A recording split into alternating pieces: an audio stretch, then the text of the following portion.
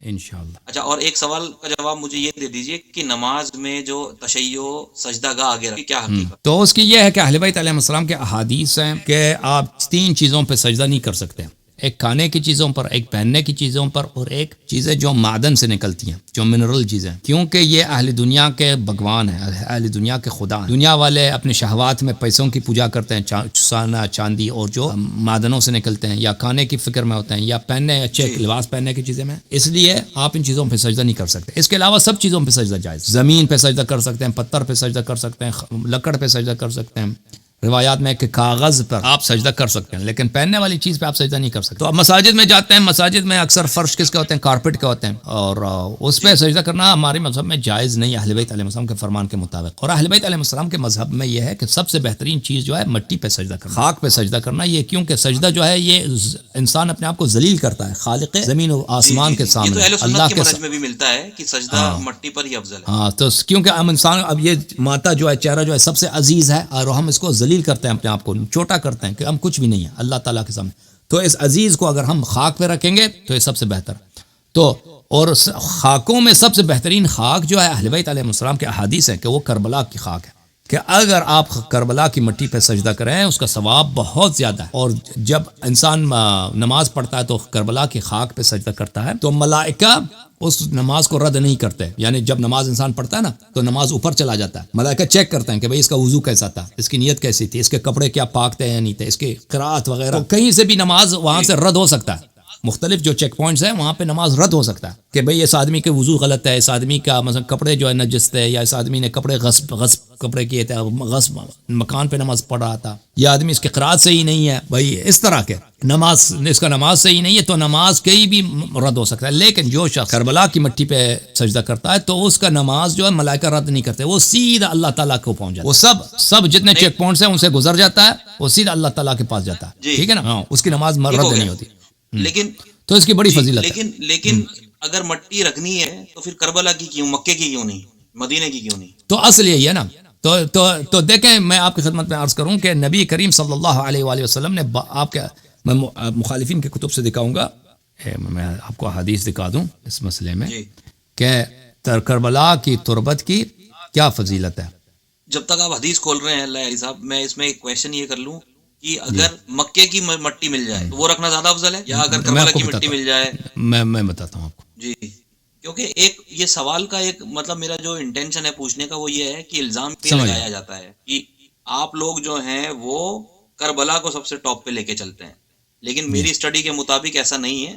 سب سے پہلے ظاہر سی بات ہے کہ اللہ، پھر اللہ کے رسول، اور پھر اہل بیت علیہ السلام، تو اسی سیکوینس میں وہ کربلا، اب مکہ جو ہے نا، مکہ، مدینہ، پھر کربلا، مکہ جو ہے، دیکھیں ابھی میں آپ کو بتا دیتا ہوں، ایک منٹ میں ایک دو کتاب لے کے آتا ہوں، اوکے، مجھے اجازت دو۔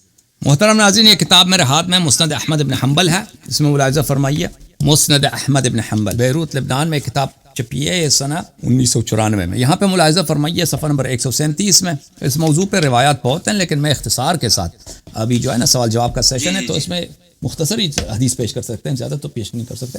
اچھا، یہ یہاں پہ ملاحظہ فرمائیے، میں آپ کو یہ حدیث دکھاؤں، حدیث نمبر 600، یہ 649 ہے، 649۔ عبداللہ ابن نجی روایت کرتے ہیں کہ وہ امیر المؤمنین علیہ الصلوۃ والسلام کے ساتھ صفین کی جنگ کی طرف جا رہے تھے، یہ احمد ابن حنبل نقل کر رہے ہیں۔ جب صفین کو پہنچے تو انہوں نے امیر المؤمنین علیہ الصلوۃ والسلام اس راستے میں نینوا کو پہنچے، جب نینوا کے علاقے میں پہنچے تو امیر المؤمنین علیہ السلام نے بلند آواز میں پکارا، اصبر ابا عبداللہ، اصبر ابا عبداللہ۔ ابا عبداللہ امام حسین علیہ السلام کا کنیہ مبارک ہے، یا امام حسین آپ صبر کیجئے، آپ صبر کیجئے، بلند پکارا۔ فقلت اصبر ابا عبداللہ، اصبر ابا عبداللہ بشط الفرات، دریائے فرات کے کنارے آپ صبر کیجئے۔ قلت وماذا، میں نے پوچھا آپ کیا کہہ رہے ہیں؟ انہوں نے فرمایا کہ ایک دن میں نبی صلی اللہ علیہ وسلم کے پاس گیا، ان کی آنکھیں وعیناہ تفیضان، نبی صلی اللہ علیہ وسلم کے آنکھوں سے اشک جاری تھے۔ تو میں نے کہا یا نبی اللہ اغضبک احد ما شأن عینیک تفیضان، میں نے پوچھا یا نبی اللہ صلی اللہ علیہ وسلم، کسی نے کوئی غلطی کیا، کسی نے آپ کو غصہ دلایا، کیوں آپ رو رہے ہیں اتنے؟ تو فرمایا کہ بل قام من عندي جبرائیل علیہ السلام، ابھی جبرائیل علیہ السلام میرے پاس سے گزرے، یہاں سے چلے، فحدثني ان الحسین علیہ السلام يقتل بشط الفرات، انہوں نے مجھے بتایا کہ امام حسین علیہ السلام دریائے فرات کے کنارے پر وہاں پہ ان کی شہادت ہوگی۔ قال فهل لك لي ان اشمك من تربته، تو جبرائیل علیہ السلام نے مجھے کہا کہ کیا آپ چاہتے ہیں کہ میں آپ کو تربت فرات، خاک کربلا سے آپ کے لیے، آپ کو اس کو خوشبو کے لیے لاؤں آپ اس کو سونگ لیں؟ تو میں نے کہا کہ جی ہاں. میں نے کہا نعم. فمد يده فقبض قبضة من تراب فاعطانيها فلم املك عيني ان فاضت. تو جبرائیل نے میرے لیے خاک کربلا لایا ہے، اور جب سے یہ خاک کربلا جبرائیل لے کے آیا تو میں اس وقت سے روتا ہی جا رہا ہوں اور میں اپنے گریے کو نہیں روک پا رہا. ملاحظہ فرمائیے یہ کتاب ہے مستدرک حاکم جلد نمبر 5. مستدرک حاکم جلد نمبر 5 چاپ دار الفکر، کتاب چھپی ہے سنہ 2009 میں. یہاں پہ آپ کو لے کے چلتے ہیں صفحہ نمبر 312 میں. یہ صفحہ نمبر 312. اچھا یہاں پہ حدیث ملاحظہ فرمائیے، حدیث 8369 8369 روایت ہے بھائی، حدیث صحیح علی شرط الشیخین. یہ حدیث صحیح ہے بشرط البخاری و مسلم. 8369 8369 علی شرط البخاری و مسلم. ذہبی نے بھی کہا کہ بشرط بخاری و مسلم صحیح ہے. روایت ہے وہب ابن زعمہ سے کہ ام سلمہ رضی اللہ تعالی عنہا نے کہا رسول پاک صلی اللہ علیہ وسلم ایک رات کو سوئے، انہوں نے بستر پہ لیٹے سونے کے لیے. اچھا فاستيقظ وهو حائر، وہ جاگے اور بڑے پریشانی کی حالت میں جاگے. وفي يده تربة حمراء، ان کے يقبلها، اور ان کے دست مبارک میں، ان کے ہاتھ مبارک، نبی صلی اللہ علیہ وسلم کے ہاتھ مبارک میں سرخ رنگ کی مٹی ہے اور وہ اس کو چومتے ہی جا رہے ہیں. قلت ما هذه التربة یا رسول اللہ، میں نے پوچھا یا رسول اللہ صلی اللہ علیہ وسلم یہ کون سی تربت ہے کہ آپ کو اس خاک سے اتنا پیار ہے کہ آپ مٹی کو چوم رہے ہیں؟